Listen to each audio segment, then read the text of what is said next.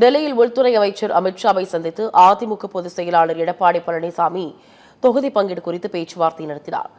தேசிய ஜனநாயக கூட்டணியில் உள்ள கட்சிகளுக்கிடையே தொகுதி பங்கீடு பேச்சுவார்த்தையில் தொடர்ந்து குழப்பம் நிலவுகிறது.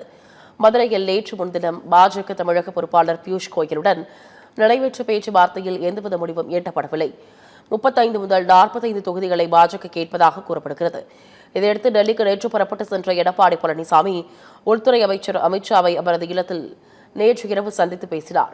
அதில் பாஜகவிற்கு தேவையான தொகுதிகள், அதன் கூட்டணியில் இடம்பெற்றுள்ள அமமுக, பாமக, தமிழ் மாநில காங்கிரஸ், புதிய நீதி கட்சி, ஐஜேகே உள்ளிட்ட கட்சிகளுக்கு எத்தனை தொகுதிகள் வழங்க வேண்டும் என்றும் மாநிலங்களவை எம்பி பதவி யாருக்கு வழங்க வேண்டும் என்பது குறித்து எடப்பாடி பழனிசாமியிடம் அமித்ஷா கூறியதாக தகவல் வெளியாகியுள்ளது. சுமார் 1.25 மணி நேரம் நடந்த இந்த சந்திப்பிற்கு பின்னர் வெளியே வந்த எடப்பாடி பழனிசாமி செய்தியாளர்களை சந்திக்காமல் கையை அசைத்தபடி காரில் புறப்பட்டு சென்றார்.